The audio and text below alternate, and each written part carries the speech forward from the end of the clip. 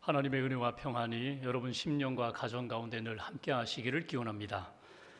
독일의 히틀러가 유대인을 학살할 때 담대하게 외친 신학자 한 사람이 있습니다. 독일의 디트리히 보네퍼라는 목사님입니다. 이분은 종종 이런 비유를 들어서 설교를 했습니다. 어느 미친 사람이 술에 만취된 상태로 버스를 운전하고 있습니다.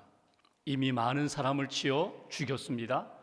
또 앞으로 얼마나 많은 희생자를 만들지 모릅니다. 당신이 그리스도인으로서 만약 그 현장에 있다면 어떻게 하시겠습니까? 부상당한 사람 치료해주고 죽은 사람 장례식을 잘 치러주는 것으로 끝내시겠습니까? 아니면 그 미친 운전사, 만취된 운전사 운전대에서 끌어내려야 하지 않겠습니까? 그의 설교는 히틀러와 충돌이 되었습니다. 그래서 그는 붙잡혀 감옥에 갇히게 되고 마침내 처형당하게 됩니다. 그가 처형당하기 전에 하나님 앞에 기도하는 가운데 환상을 보았다는 일화가 있습니다. 그 환상은 히틀러가 하나님 앞에서 마지막 심판대에서 심판을 받는 장면입니다. 하나님이 히틀러에게 이렇게 말씀하십니다. 너는 그동안 많은 사람을 괴롭혔고 무고한 피를 많이 흘렸으니 마땅히 지옥으로 가야 돼. 지옥으로 가라고. 그러자 히틀러가 부르짖습니다. 하나님, 저는 사람이 죽어서 지옥으로 간다는 이야기를 한 번도 들어본 적이 없습니다. 전혀 알지 못했습니다. 만약 제가 알았더라면 죄를 짓지 않았을 것입니다. 그런데 누구 하나 나에게 천당과 지옥에 대하여 가르쳐 준 사람이 없습니다. 누구 하나 나에게 전도해 준 사람이 없었습니다.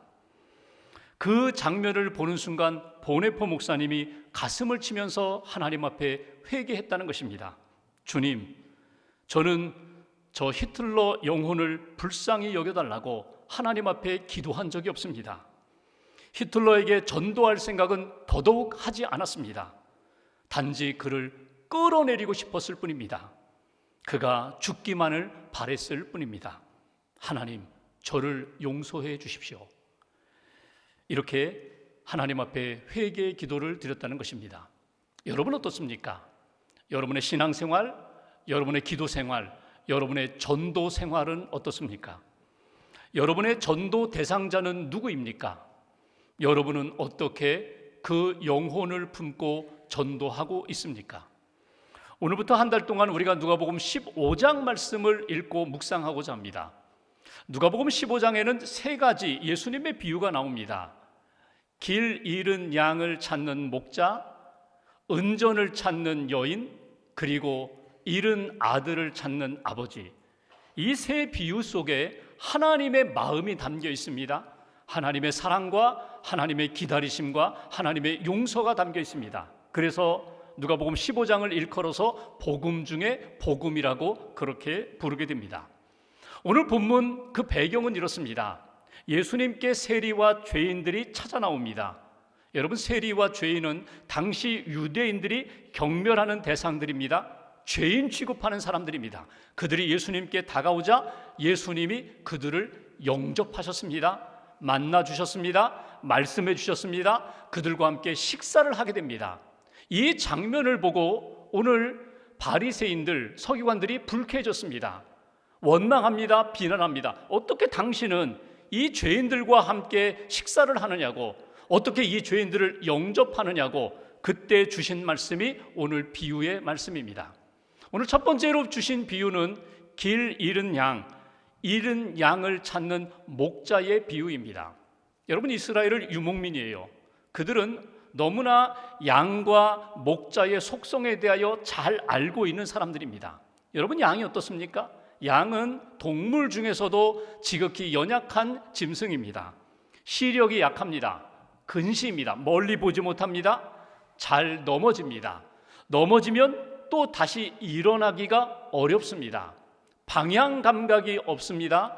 누가 자기를 잡아먹으려고 맹수가 달려와도 저항할, 공격할 무기가 없는 것이 지극히 연약한 양의 모습입니다. 양의 속성입니다. 그런데 이렇게 미련하고 연약하고 부족하지만 목자만 있으면 됩니다.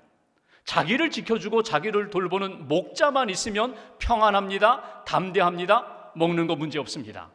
다윗이 시편 23편에 이런 고백을 하죠. 여호와가 나의 목자가 되십니다. 그래서 나는 부족함이 없습니다. 다윗 한 사람의 신앙 고백이 아니라 이스라엘 백성 전체의 신앙 고백입니다.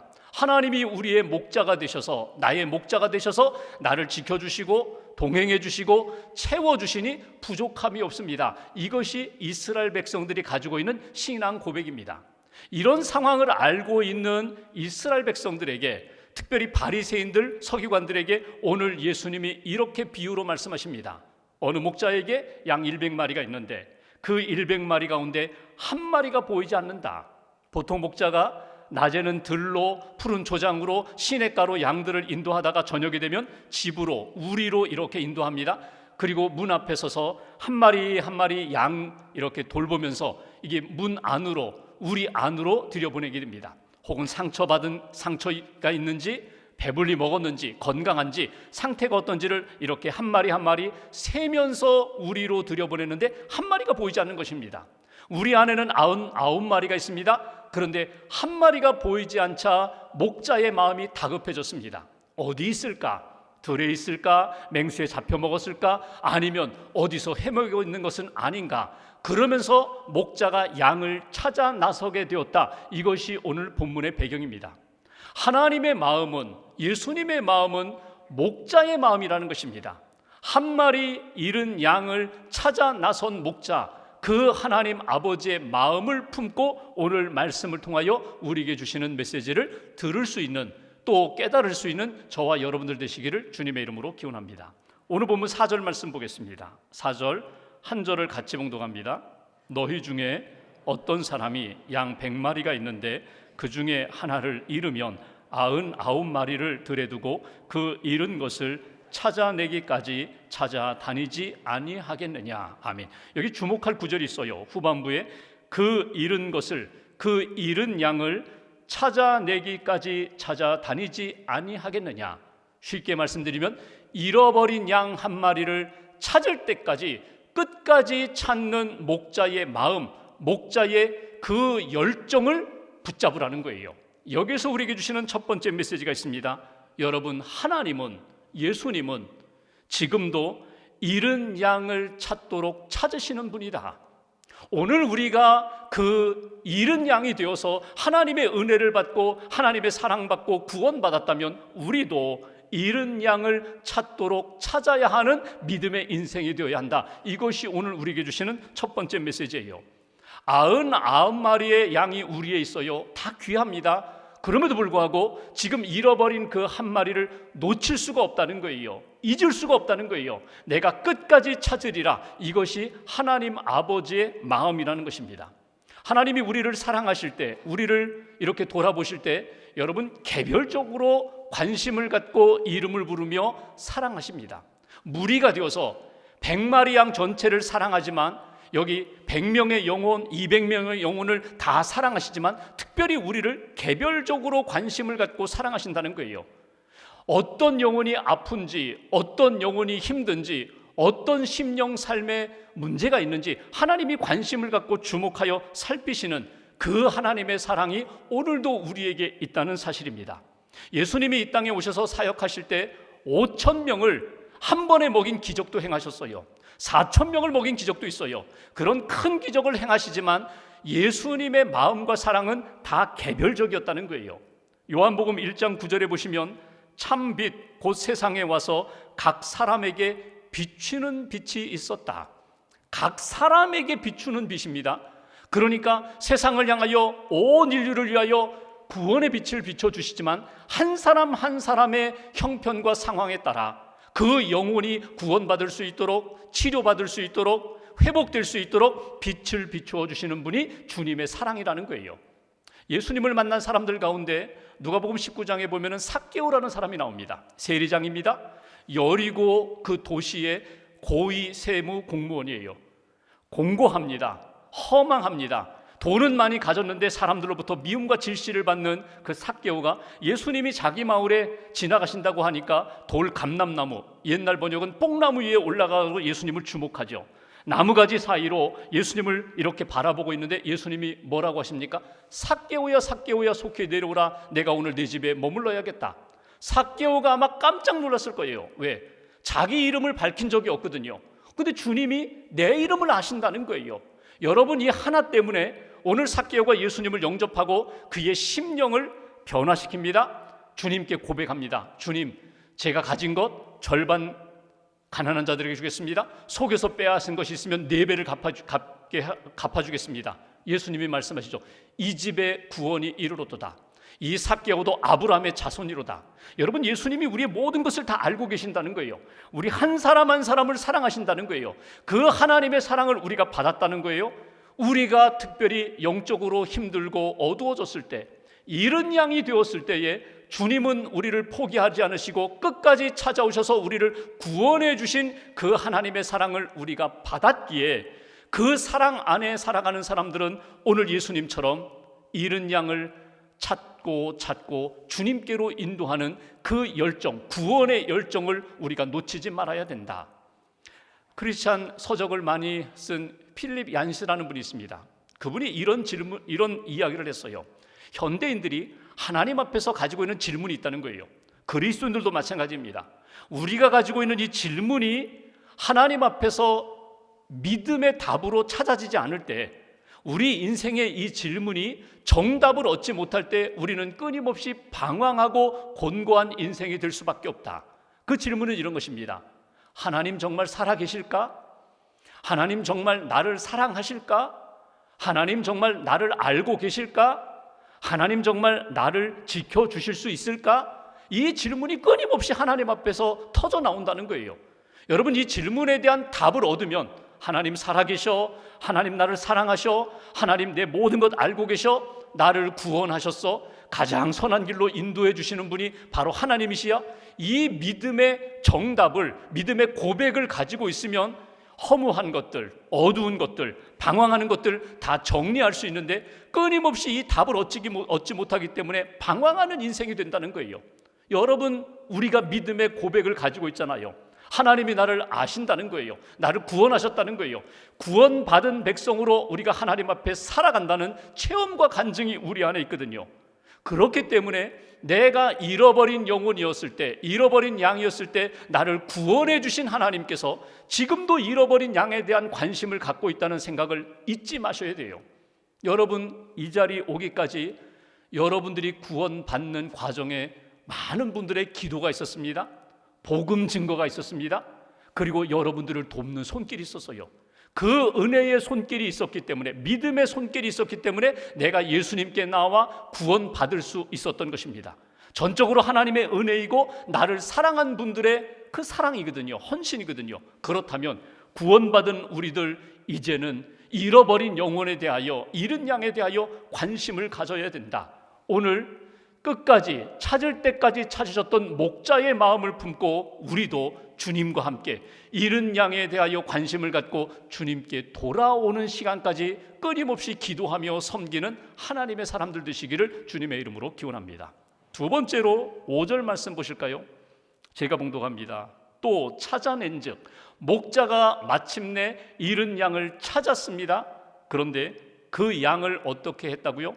즐거워 어깨에 메고, 즐거워 어깨에 메고. 여러분, 이것은 무엇을 의미하는 걸까요?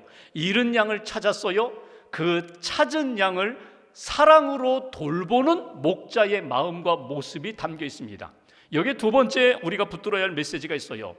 주님께 돌아온 양, 잃었다가 다시금 찾은 양을 우리가 사랑으로 돌보고 섬기는 인생이 되어야 한다는 거예요. 오늘 목자를 보십시오. 잃었다 찾은 그 양에 대하여 책임을 추궁할 수 있잖아요. 너 왜 길을 잃었느냐? 너 왜 주의 목자 음성을 귀 기울여 듣지 않았느냐? 비난하거나 책임 추궁하거나 책망하지 않았어요. 그의 목에다가 줄을 매가지고 끌고 가지도 않았어요. 뒤에서 지팡이 막대기로 때리면서 너 곁길로 가면 안 돼, 이렇게 다스리지도 않았어요. 그를 그냥 어깨에 메었다고 표현했어요. 여러분, 상상해 보십시오. 목자가 그 양, 지친 양, 불안에 떨고 있는 그 양을 그냥 안아버린 것입니다. 메어버린 것입니다. 그 의미가 뭐예요? 이제는 평안하라는 거예요. 이제는 안심하라는 거예요. 내가 너의 소유주다. 내가 너를 지켜줄게. 내가 너를 먹여줄게. 내가 너에게 책임을 다하여 너를 지켜줄게. 이게 목자의 마음이거든요. 여러분, 우리가 하나님의 마음으로 목자를, 양을 찾고 양을 돌보기 위해서는요, 그 사랑을 늘 가슴에 품고 사셔야 돼요. 내가 그 사랑을 받았거든요. 그 은혜를 받았거든요. 그러니까 변질되지 말고 끝까지 목자의 마음을 가지고 오늘 주님께 찾아온 양들, 다시금 회복되고자 하는 양들을 사랑으로 돌보며 섬길 수 있는 하나님의 사람이 되셔야 된다는 거예요. 여러분, 영혼 구원하는 것도 쉽지 않아요. 복음을 전하고 그가 주님께로 돌아오는 것도 쉽지 않아요. 그런데 이 일은 관심 갖지 않고 주님께 찾아온 양들에 대하여 혹이라도 우리가 상처를 준다면, 아픔을 준다면, 냉대한다면 이건 정말 하나님 앞에 부끄러운 일입니다. 하나님 앞에 찾아온 양들, 여러분, 교회 정문으로 들어왔다가 옆문 뒷문으로 슬며시 빠져나가는 영혼들이 얼마나 많은지 몰라요. 누구 때문에? 나 때문에. 내가 말 한마디 잘못해서, 내가 품어주지 못했기 때문에, 내가 비판했기 때문에, 책임 추궁했기 때문에 오히려 주님의 품에서 멀어지는 양이 없어야 한다는 것입니다. 나 자신을 돌이켜봐야 합니다. 실족시키는 일 만들지 말아야 합니다. 또 하나, 나 자신이 변질되지 말아야 합니다.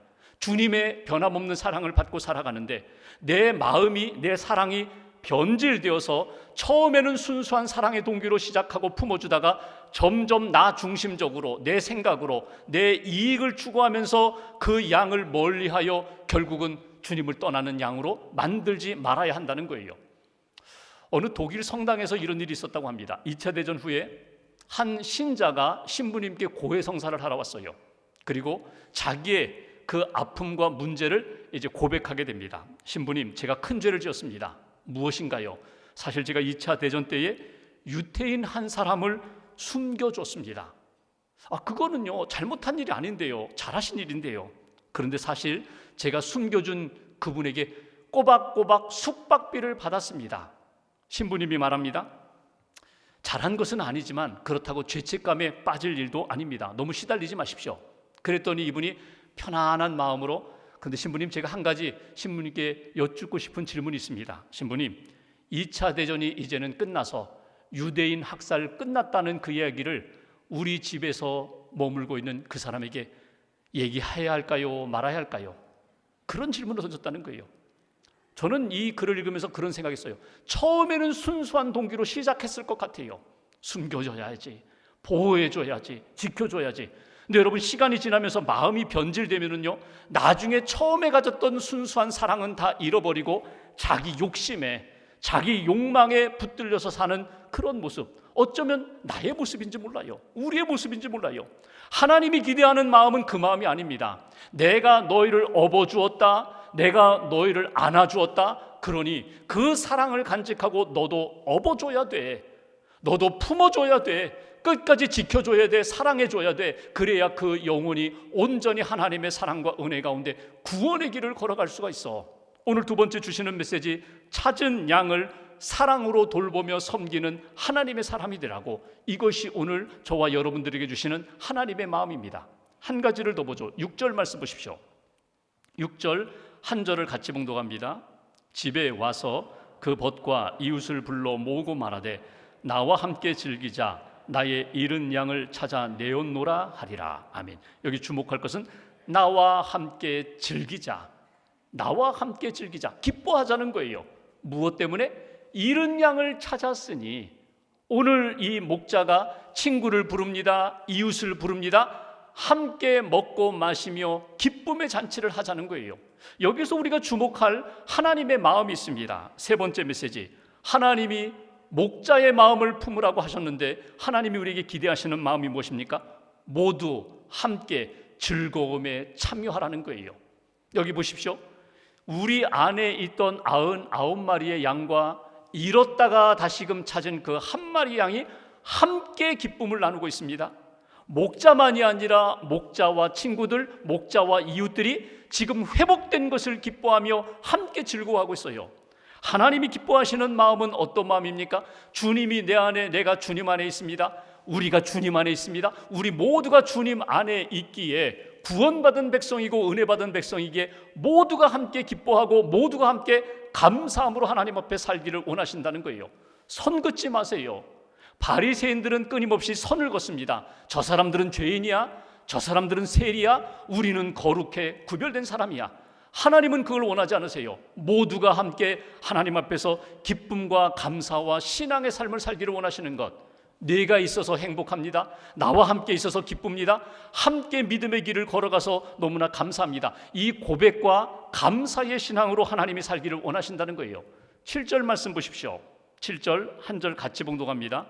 내가 너희에게 이르노니 이와 같이 죄인 한 사람이 회개하면 하늘에서는 회개할 것 없는 의인 99으로 말미암아 기뻐하는 것보다 더하리라. 아멘.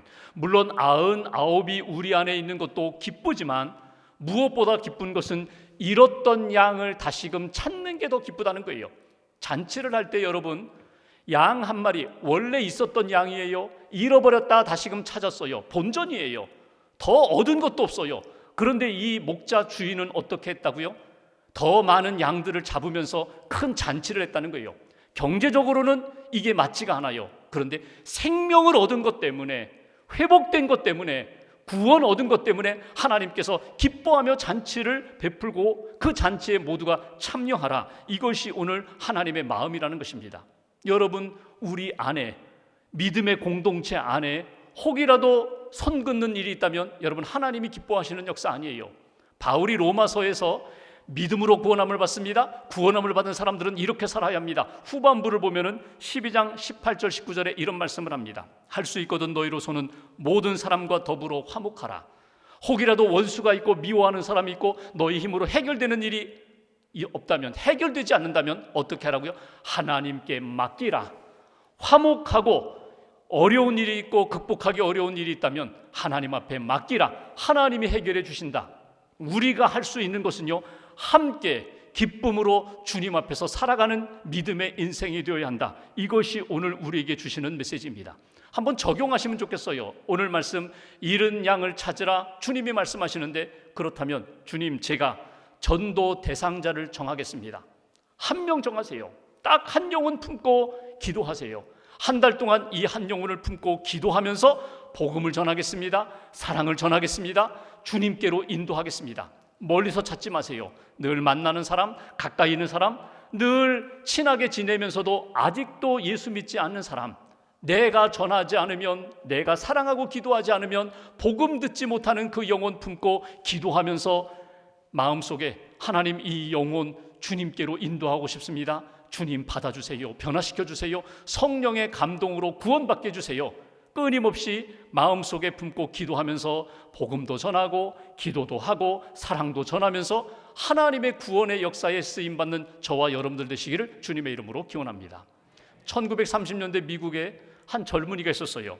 알버트 맥메킨이라는 24살 농부입니다. 그 농부가 어느 날 예수님의 복음을 듣게 됩니다. 예수님을 믿었어요. 예수님을 믿고 나니까 너무너무 좋은 거예요.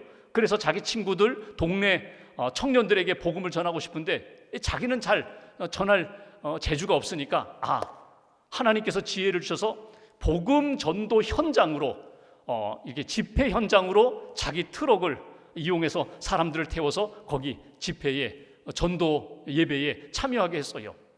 그런데 자기 친한 친구 한 친구 좀 전도해서 복음을 듣게 하고 싶은데 그 친구는 여자에게만 관심 있지 기독교에 대한 관심은 없어요. 하나님에 대하여, 예수님에 대하여 전혀 관심이 없어요.